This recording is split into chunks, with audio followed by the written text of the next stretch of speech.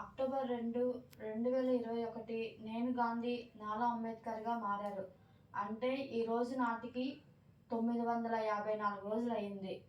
Vote గురించి ప్రచారం చేశారు కదా, మే 13న అంటే రేపు ఓటు గురించి ప్రచారం చేశారు కాబట్టి రేపే మే 13వ తారీఖు.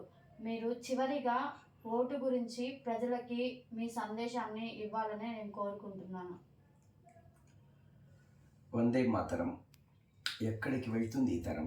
ఈ దేశంలో ఇదే నినాదంతో మన పెద్దలు ఎంతోమంది చేతులు కోల్పోయి,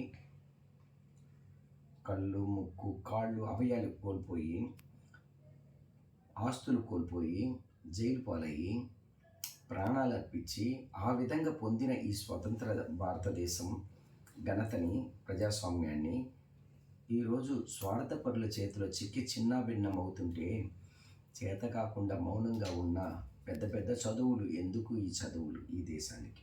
అంబేద్కర్ గారు అన్నట్టుగా, నేను చదివిన చదువు ఈ దేశానికి ఉపయోగపడనప్పుడు నేను బ్రతకడం కన్నా తుపాకీ పాయింట్తో నన్ను కాల్చుకొని చావడమే మేలు, సూసైడ్ చేసుకొని అని అన్నారు.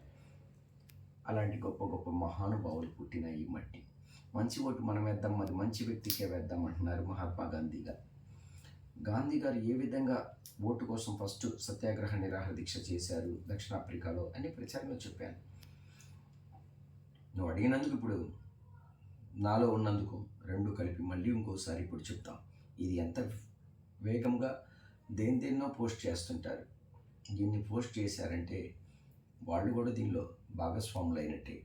నువ్వు ప్రయత్నం చేస్తున్న ఈ వీడియో అందరూ పోస్ట్ చేస్తే బాగుంటుంది. స్త్రీ రక్షణ ఓటేయాలి. అన్ని రంగాల్లో స్త్రీలకి ప్రాధాన్యత ఇస్తే వాళ్ళకు ఓటేయాలి. ప్రత్యేక హోదా కోసం ఓటేయాలి. ప్రజాస్వామ్య రక్షణ ఓటేయాలి. భావితరాల భవిష్యత్తు ఓటేయాలి.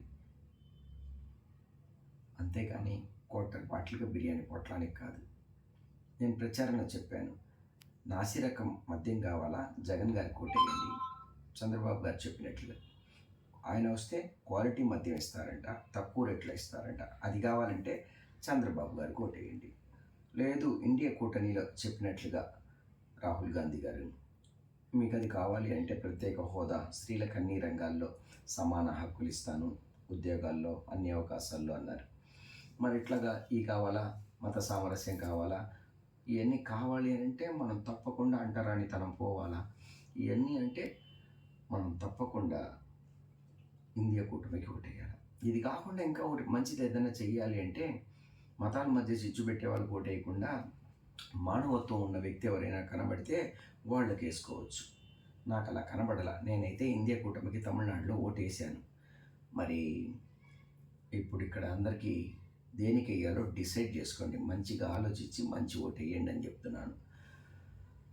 ఓటేసే ముందు డబ్బు తీసుకొని ఓటేసే ఆలోచన పోవాలా. ఆ డబ్బులు తీసుకుంటున్నారు చూసావా, అది తప్పు, పాపపు సొమ్ము. ఒకవేళ తెలియకో లేకపోతే భయపడో తీసుకొని ఉంటే వాళ్ళందరినీ నేను కోరుకుంటున్నది ఒకటి, ఆ డబ్బుని ఆశ్రమాలకు వెళ్ళి, వృద్ధాశ్రమాలు, చిన్నపిల్లలు అమ్మా నాన్న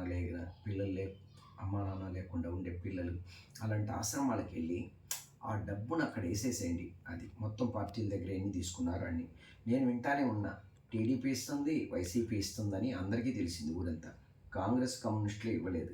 కనుకనే ఇచ్చిన వాళ్ళు ఎన్ని రెట్లు తీస్తారని లెక్కేసుకోండి.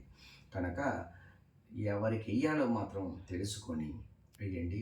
మీరు ఆ డబ్బులు ఆశ్రమాలకు ఇచ్చి మీ బిడ్డలకి పాపాన్ని చేర్చకుండా పుణ్యాన్ని చేర్చమని కోరుకుంటున్నాను. మీ బిడ్డల భవిష్యత్తు బాగుండాలని ఆ దేవుడిని నేను కోరుకుంటున్నాను. మీరు ఆ ప్రయత్నం చేయండి. వాళ్ళ జీవితాలు బాగుండాలా, ప్రజాస్వామ్య రక్షణ కోసం ఓటేయండి. మంచి ఓటు మనం వేద్దాం, అది మంచి వ్యక్తికే వేద్దాం. 100% ఓటేయండి. వందే మాతరం. జై హింద్.